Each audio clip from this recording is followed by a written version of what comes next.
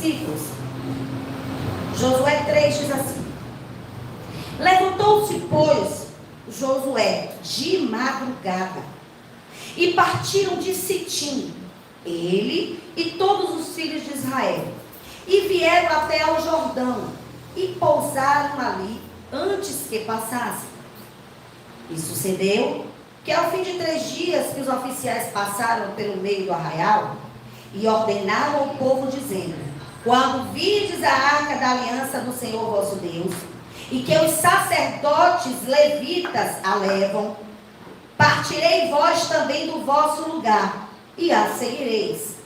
Haja, contudo, entre vós e ela uma distância de 2.000 côvados, e não vos chegueis a ela, para que saibais o caminho pela qual haveis de ir. Porquanto este caminho nunca passastes antes. Disse Josué também ao povo: santificai-vos, porque amanhã fará o Senhor maravilha no meio de vós. E falou Josué aos sacerdotes, dizendo: levantai a arca da aliança e passai adiante do povo. Levantaram, pois, a arca da aliança e foram andando adiante do povo. E o Senhor disse a Josué: hoje começarei a engrandecer-te perante os olhos de todo Israel, para que saibam que assim como fui com Moisés, serei também contigo.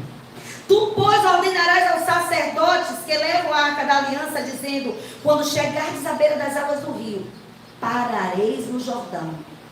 Então disse Josué aos filhos de Israel: chegai-vos para cá, e ouvi as palavras do Senhor vosso Deus. Disse mais Josué: nisto conhecereis que o Deus vivo está no meio de vós, e que certamente lançará diante de vós os cananeus, os heteus, os heveus, os perezeus, e os gigazeus, e os amorreus e os jebuseus. Eis que a arca da aliança do Senhor de toda a terra passa ao Jordão diante de vós. Pai, no nome de Jesus, nós te louvamos e bendizemos o teu nome. Ó Senhor da glória, aí está o teu povo, e eles estão com fome. O Senhor disse que aquele que se alimenta do Senhor, pelo Senhor viverá. Então nós precisamos do alimento que é a sua palavra. Espírito Santo de Deus, fale conosco. Senhor, eu ofereço a minha vida ao Senhor, e eu te peço, fale através da minha vida, se essa for a tua vontade. Nós te pedimos, Senhor da glória, que o Senhor abra as nossas mentes, que todo embaraço, todo emaranhado, todo peso caia por terra no nome de Jesus, toda sonolência bata e retirada deste lugar no nome do Senhor Jesus Cristo, e que a vida do Senhor flua no nosso meio, possamos ser edificados em Ti, Jesus. É o que nós te pedimos, meu Senhor, nesta manhã. Já te agradeci. Irmãos, o povo de Israel tinha uma promessa. E a promessa era herdar uma terra. Esse povo passou por muitas peregrinações. Esse povo passou pelo deserto. E no deserto o Senhor estava. Só que agora chega o momento de entrar na terra de Canaã e desfrutar de tudo aquilo que o Senhor tinha reservado para eles. Hoje, nós entendemos que essa terra de Canaã tipifica o próprio Cristo como lugar do meu descanso, como um lugar, um ambiente espiritual de provisão, de segurança, porque tudo o que o povo precisava estava na terra. Como tudo aquilo que nós precisamos está na pessoa de Cristo. Eu sei que nesse mundo as pessoas se movem de um lado para o outro, elas correm, elas se cansam, no intuito de ter todas essas coisas. O que mais nós queremos? É segurança. O que mais você deseja? É ter a provisão diária para a sua família. O que mais você deseja? É poder você acordar de manhã e saber que tudo aquilo que você pensou, idealizou para cuidar da sua família, os seus projetos de vida, todos estão seguros. Mas eu quero lhe dizer nessa manhã que não há nenhuma segurança fora de Cristo. Você vê que a economia oscila. Um dia as coisas estão bem, outro dia nem tão bem assim. Uns dias dizem que são dias de paz, mas logo em seguida, do nada, um estopim de uma guerra. Não temos segurança enquanto estivermos aqui. Não temos certeza de provisão. Você sabe que está dando hoje, mas você não sabe se vai dar amanhã. Tudo está nas mãos do Senhor. Mas se você tiver Cristo como tudo na sua vida e você crê realmente nele, pode ficar tranquilo, meu irmão, que está tudo certo. Só que tem um detalhe: a terra era uma promessa. A terra foi o Senhor que deu para o povo. Mas quando a gente vai lendo o livro de Josué, a gente vai vendo que na terra tinham povos que eram inimigos do povo de Israel. E o Senhor disse assim: olha, nessa terra tem heveus, jebuseus, heteus, porém eu estou entregando para vocês. E o que é que nós entendemos com isso?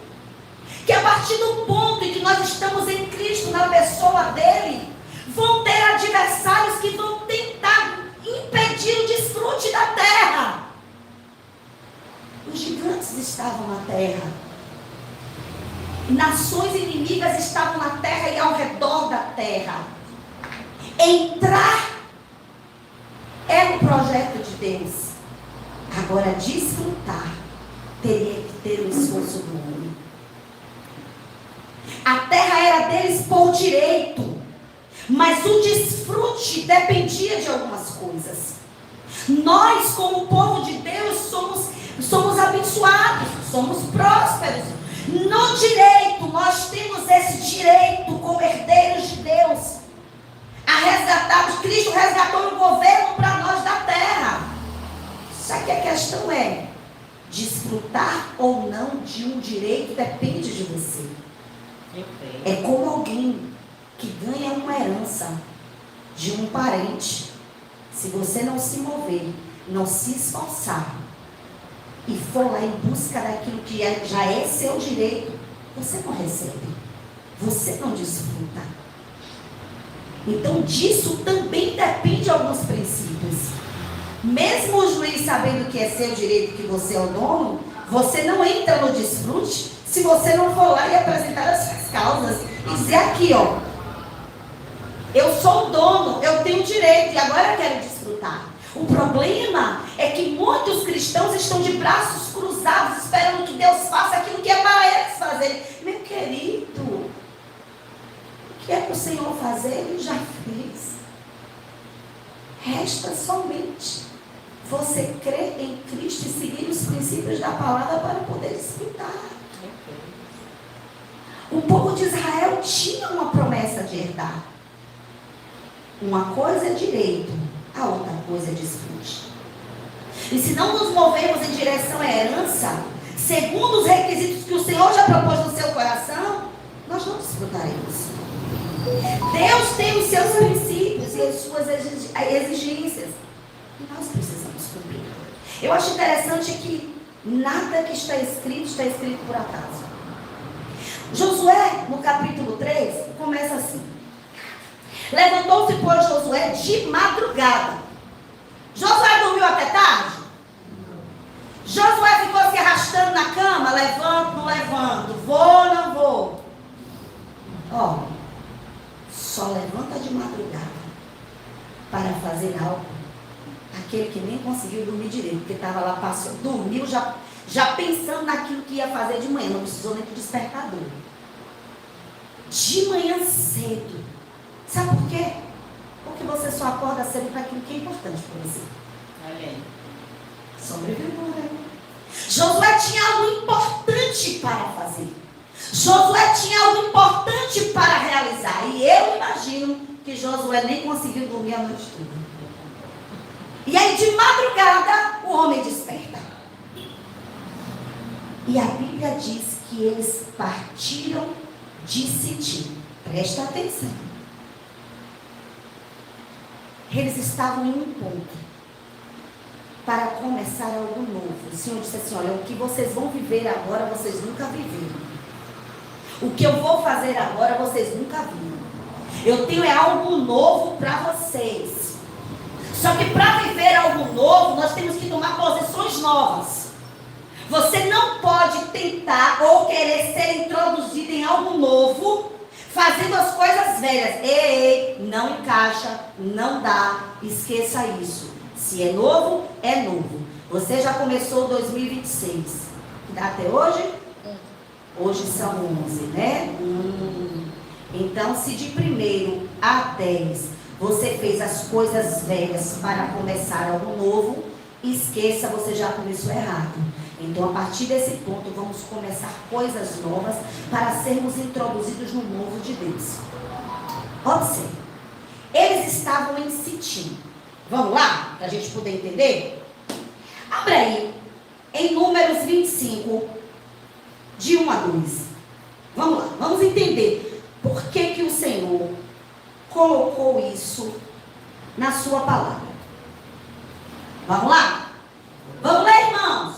Israel esteve sem insistir, e o povo começou a prostituir-se com as filhas dos moabitas. 1 e 2. Elas convidaram o povo ao sacrifício dos seus deuses, e o povo comeu e inclinou-se aos seus deuses. Números 33, versículos 50 e 55.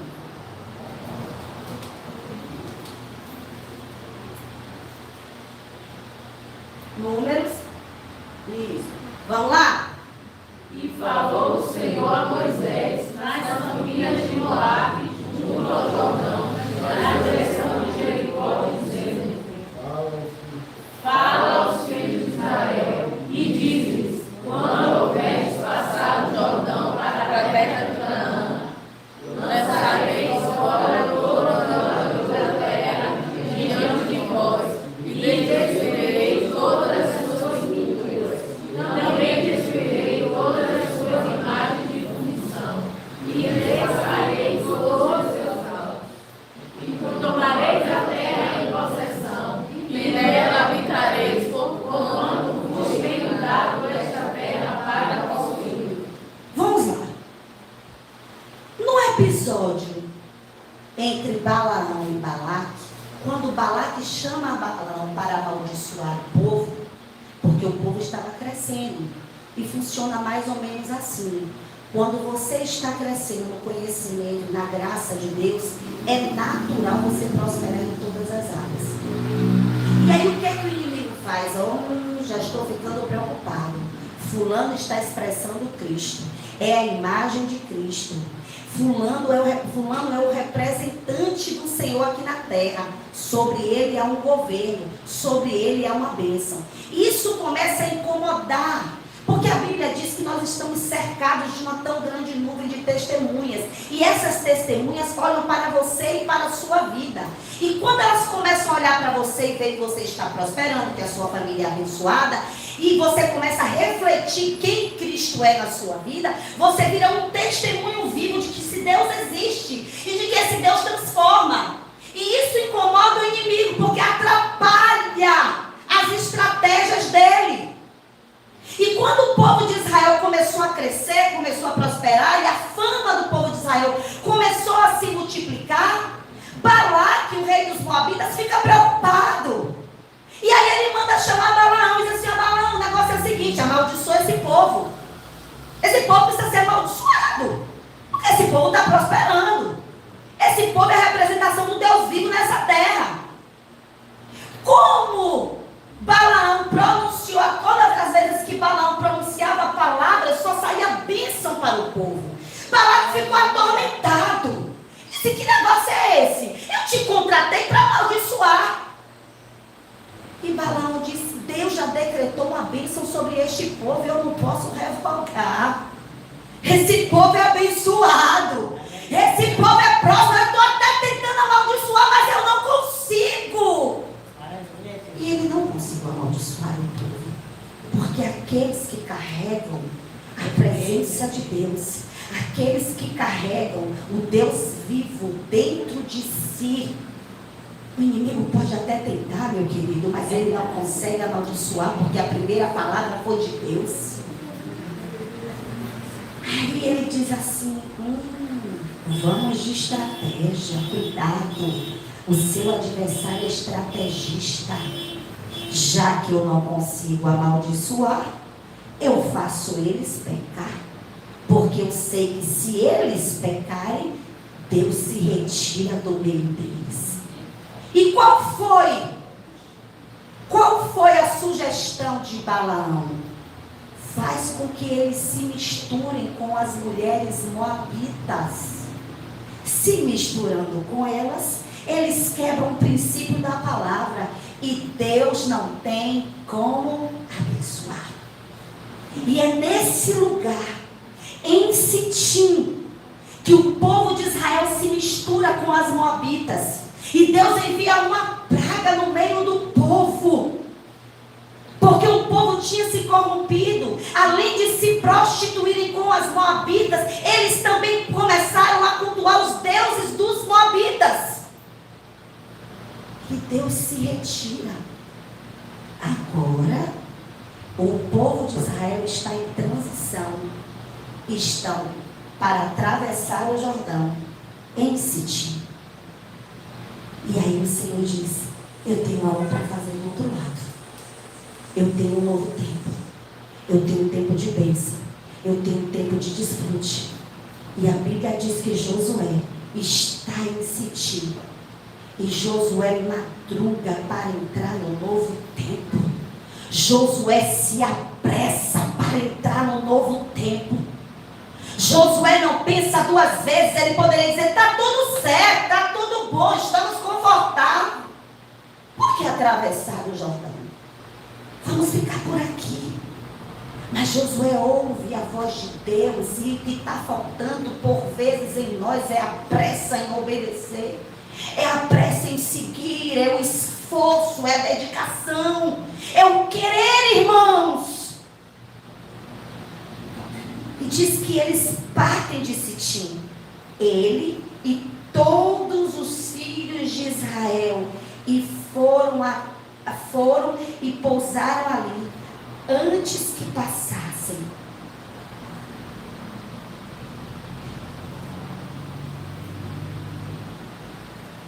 Olhe para o seu irmão nessa manhã e diga, meu irmão,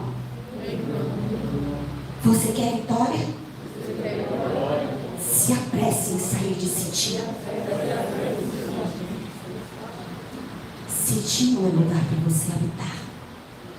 Não é ambiente para você estar. O Senhor precisa que você atravesse o Jordão. Que você passe o Jordão. Interessante, irmãos, que passagem de Jordão e o lugar onde eles estavam fala de transição.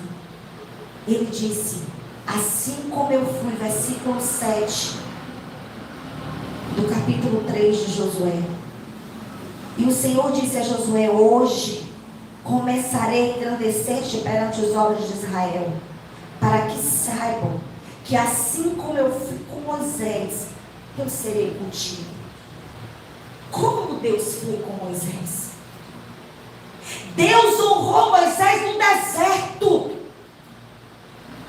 quando eles não tinham nada. Mas quando faltou água, Cristo se apresentou como a rocha que de lá saiu água. Quando eles precisaram de comida, o Senhor enviou codornizes do céu, mas também enviou o pão do céu. Jesus disse, eu sou o verdadeiro pão do céu. Aquele pão tipificava Cristo como comida, e a água da rocha, Cristo como bebida. Aleluia. No deserto, o Senhor foi com eles. No deserto, o Senhor não desamparou eles. Mas falar de Jordão, no tempo da ceifa, é falar de transbordar. A Bíblia diz que era tão difícil passar pelo Jordão, porque as suas cabeceiras transbordavam. O rio estava muito cheio. Por quê? Porque era tempo de colheita. Porque no tempo da colheita as cabeceiras transbordam. Porque no tempo da colheita o Senhor se apresenta como aquele que transborda no meio de nós. Porque se há transbordo, há colheita. Só que o problema é o seguinte: eles só conheciam o deserto. Agora eles tinham que passar pelas cabeceiras do Jordão transbordando. Tem gente que sabe passar muito bem por deserto, mas não sabe viver no transbordar de Deus. Ei! Ele é Deus de deserto, mas Ele também é Deus que transborda. A questão é: você consegue passar no meio do transbordar? Porque tem gente que quando está transbordando das bênçãos no meio da colheita, recuam, desistem, paralisam. Todo mundo acostumado com o deserto, e agora o Senhor está dizendo: eu quero te ensinar algo novo. Eu quero te ensinar a viver no meio do transbordo, porque lá também eu estou. O Senhor nos prometeu que esse ano nós transbordaríamos para desfrutar. A questão é: está preparado? Está disposto? Porque tem um detalhe. No meio do transbordar, na passagem do transbordar, você tem gigantes para tentar lhe impedir de desfrutar. A questão é: como eu passo? Com quem eu passo? A Bíblia diz que Deus manda Josué organizar, porque o nosso Deus é um Deus organizado. E ele diz assim: olha, Josué, eu vou lhe dar algumas estratégias. Porque passar o Jordão não é fácil, e ainda tem tempo de colheita. É forte, né, irmãos? A gente tem dificuldade até no tempo da colheita. A gente acha que a dificuldade é só no deserto. Mas não. Durante a colheita nós sofremos perigo. Perigo de desistir, perigo de recuar, perigo de se acomodar. E ele disse Josué também ao povo: santificai-vos hoje, porque amanhã o Senhor fará maravilhas no meio de vós. O povo precisava se santificar porque o povo estava vivendo um tipo de prostituição. O povo precisava se santificar porque o povo estava vivendo em Sitim, no meio dos moabitas. O povo já tinha se misturado. E agora o Senhor está dizendo: ó, o negócio é o seguinte, tem um tempo novo, tem algo novo para vocês viverem. Eu vou fazer vocês viverem tudo aquilo que eu prometi. Mas santifica hoje, se limpa hoje, esquece Sitim, passa pelo Jordão, porque tem algo novo para o outro lado.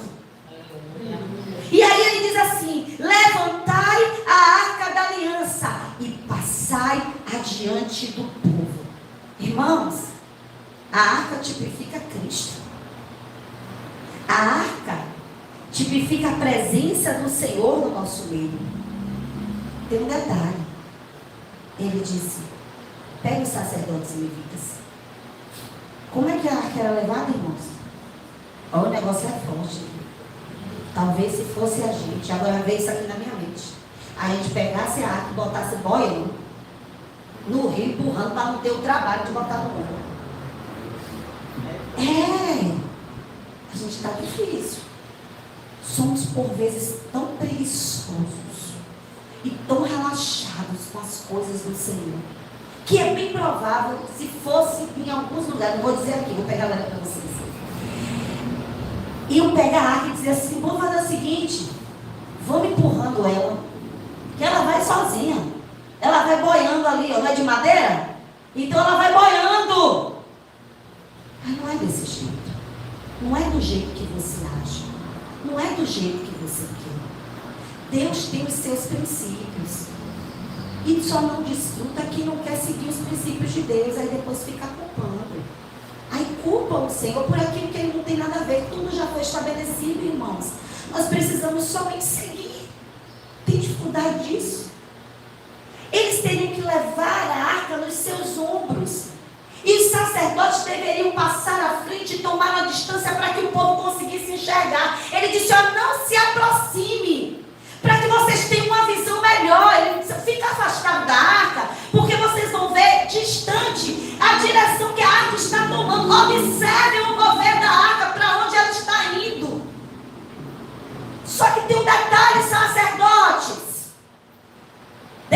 preguiça e bota a arca no ombro.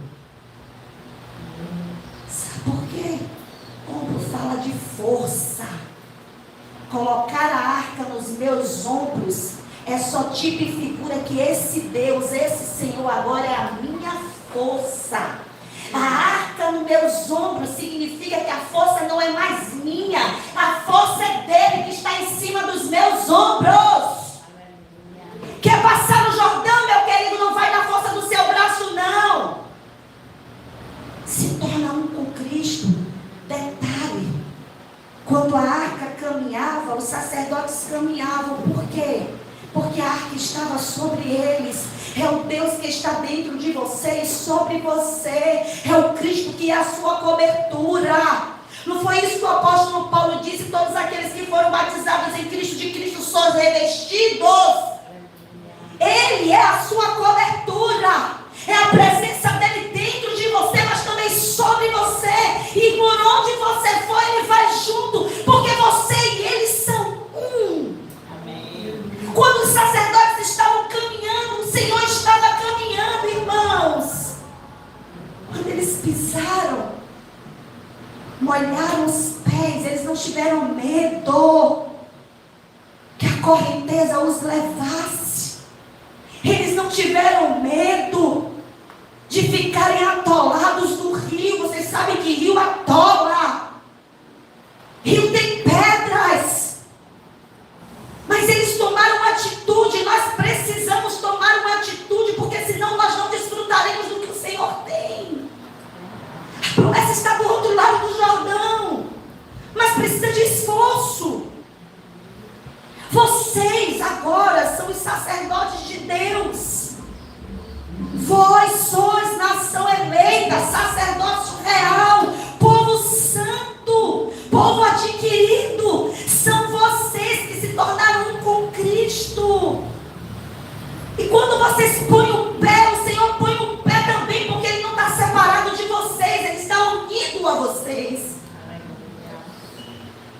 A Bíblia diz que aqueles sacerdotes, eles entram no Jordão. E quando eles entram, as águas que descem de cima do monte, elas param e se transformam em um montão. Detalhe: sacerdote é aquele que tem coragem, quer ser reconhecido. Sacerdote é aquele que tem autoridade. E o sacerdote não sou, pastor. Se coloque na posição, meu irmão. Não se acovarde. Tome posse daquilo que o Senhor tem para a sua vida. Se aproprie daquilo que o Senhor Jesus fez. Você também é sacerdote. O sacerdote tem coragem. O sacerdote não se acovarda. O sacerdote tem disposição. O sacerdote se coloca na brecha para que outros passem. A Bíblia diz que eles entram, irmãos, eles ficam parados. 2 milhões de pessoas passam. É forte.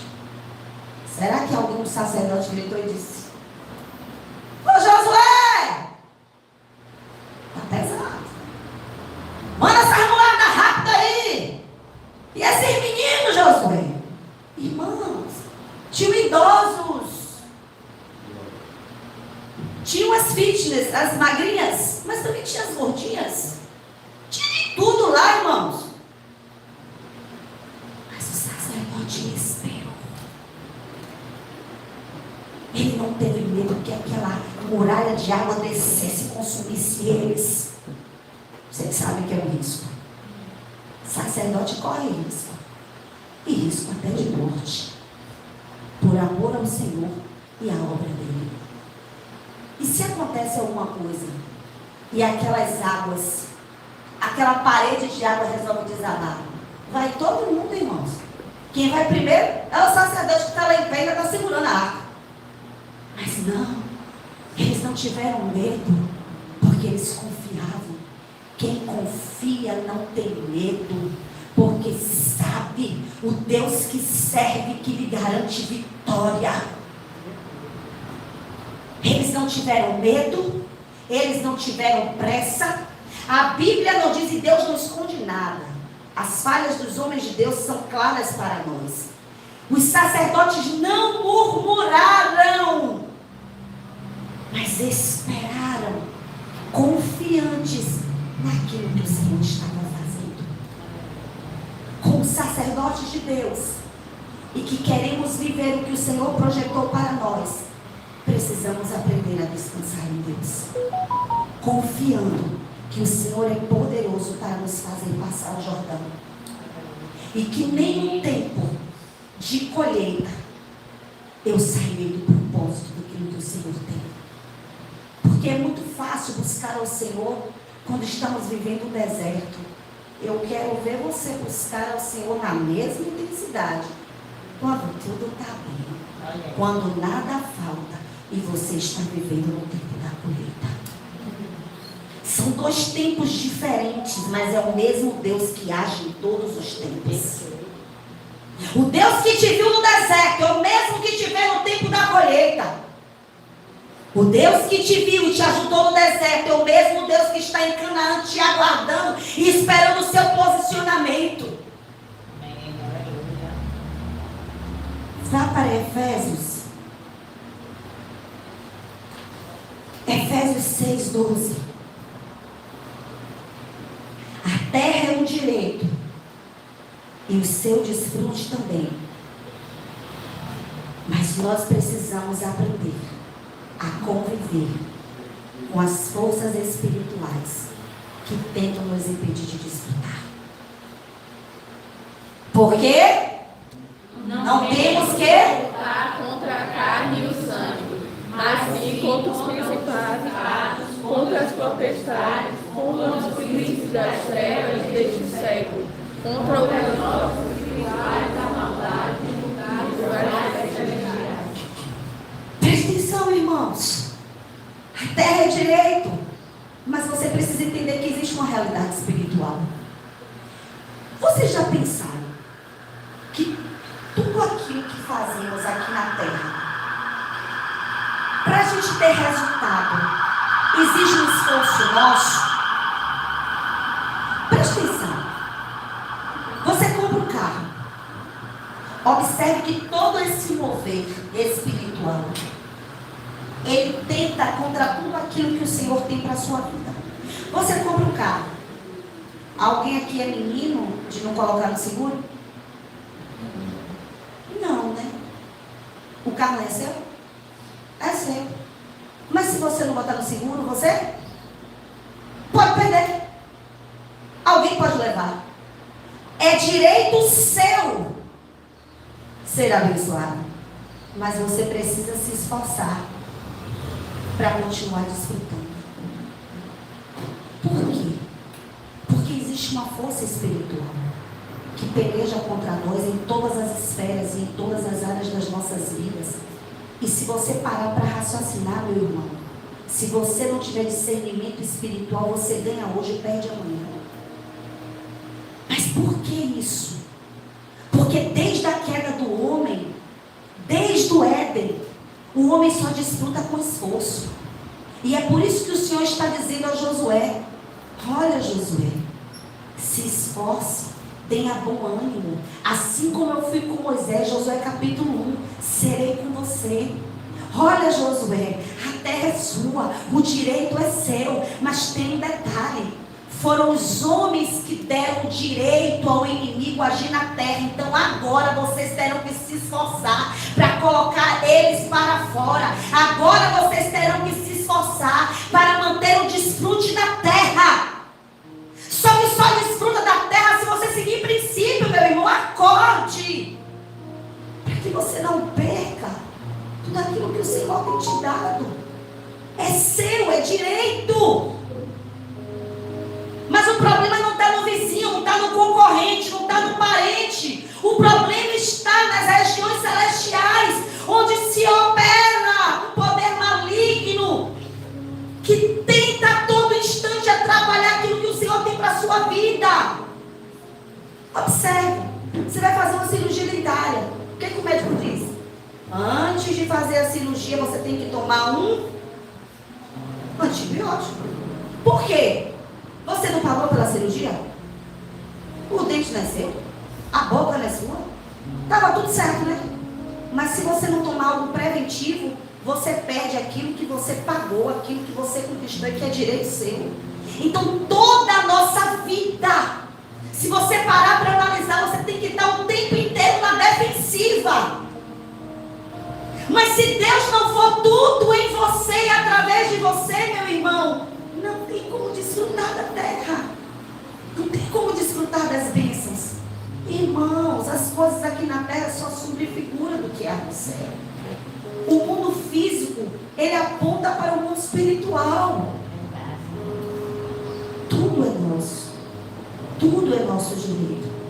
Jesus conquistou tudo na cruz. Só que você precisa seguir princípios. O Senhor disse: manda os sacerdotes na frente. Só que tem um detalhe: eles precisam estar com a arca sobre os seus ombros. Se a arca não estivesse ali, se a presença do Senhor não estivesse, eles não teriam vitória. Se Cristo não estiver sobre você, meu irmão, mais dia ou menos dia, estaremos fadados ao fracasso. Cristo precisa estar sobre nós, todos os dias. Atravessar o Jordão não é fácil, mas se Ele estiver conosco, você passa. E não se preocupe com os gigantes da terra, porque Jesus Senhor também resolve. É Ele que peleja por você, é Ele que guerreia pela sua casa. Você só tem que focar em algo, na presença.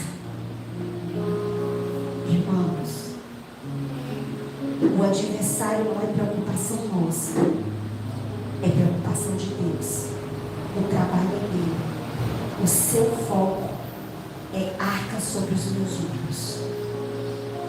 É Cristo sobre mim. É Cristo me cobrindo. É Cristo me revestindo. É Cristo sendo a minha vida. Se Cristo for a sua vida, meu irmão, se Cristo for a sua cobertura, fica tranquilo, porque o Jordão vai se abrir. Você vai conseguir passar. Agora tem um detalhe: deixa Sitim para trás. Sitim faz parte do seu passado e não do seu presente. Aqueles que querem seguir em direção a Cristo e ao desfrute que o Senhor tem, precisam deixar o passado para trás. E é deixar de verdade. Não é deixar o físico, é deixar aqui. Porque se Ele estiver aqui, você não consegue avançar. Passou, já foi. Põe isso na sua cabeça. Nós fizemos um ato profético lá, do nosso retiro. Fizemos um amanhecer. Pena que não estavam todos. E o Senhor nos deu uma direção. Debaixo da palavra de Filipenses 3, quando Paulo disse: eu sigo para o alvo, deixando as coisas que para trás ficam. Sitim também ficou para trás. É Filipenses 3:13, Radassa, 14. Procure. Paulo disse assim: deixando as coisas que para trás ficam. Primeiro passo: deixar Sitim para trás. Eu corro para o alvo, para o prêmio da soberana vocação que é em Cristo Jesus. Filipenses 3:13. Irmãos, quanto a mim, não julgo que haja alcançado. Mas tem um detalhe: uma coisa faço, e é que esquecendo-me das coisas que para trás ficam e avançando para as que estão adiante de mim, prossigo para o alvo, para o prêmio da soberana vocação de Deus em Cristo. O prêmio está em Cristo, o alvo está em Cristo, a promessa está em Cristo, o desfrute está em Cristo, o descanso está em Cristo. Deixando para trás. Segue. Passa esse Jordão. Porque tem um desfrute de Canaã te esperando. Fique de pé essa manhã.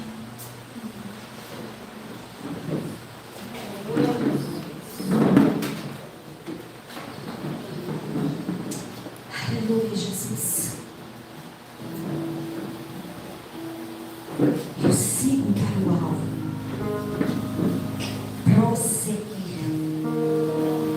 é uma constância.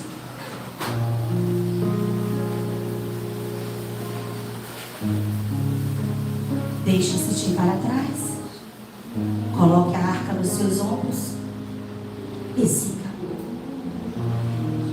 E quando foi pela manhã, nós mandamos eles escrever no papel. E colocar todas as coisas, porque tem coisas. Eu só digo que passado é passado quando ele não interfere no meu presente. Se ele não tem nenhum poder de interferir no meu presente, então ele já é passado. Enquanto interfere no meu presente de alguma forma, não é passado ainda. E eu pedi que eles escrevessem no papel todas as coisas do seu passado. Todos os sentimentos, as lembranças, as coisas que ainda estão na mente deles. E que ainda de alguma forma interferem na vida deles. E nós temos um tempo onde eles começaram a escrever, cada um no seu canto. E fizemos uma fogueira de manhã. E depois que nós oramos, e eles apresentaram a Deus todo o seu passado, nós fomos lá. E cada um foi queimando. E tornando como cinzas diante de Deus. E é sobre isso. O passado o tempo inteiro quer bater na nossa porta. Mas você precisa acordar de madrugada, cedo, depressa. Não tarde em fazer. Deixando o cetim para trás, me apropriando da arca e seguindo em direção ao Jordão, para viver o desfrute de Cristo do outro lado do Jordão. Feche seus olhos. Só uma coisa me satisfaz. Oh Deus,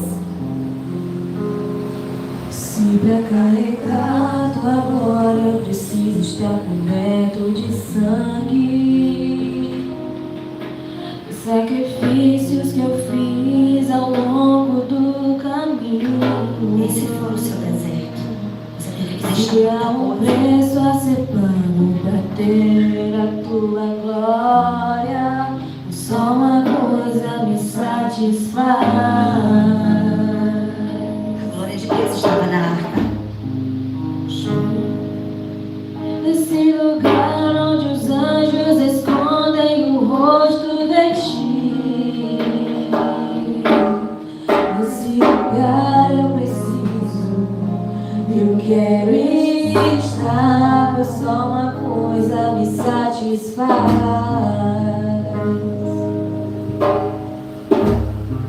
Pois só uma coisa me satisfaz. Estão os teus filhos. Fala com eles. O que eles precisam deixar para trás?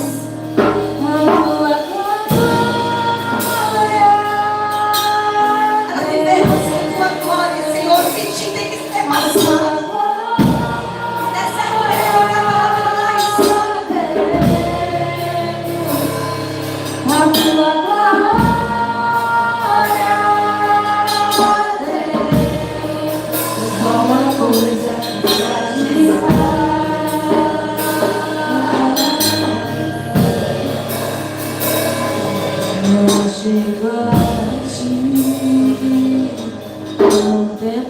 Santificai-nos hoje. Amanhã o Senhor fará maravilhas no meio de nós.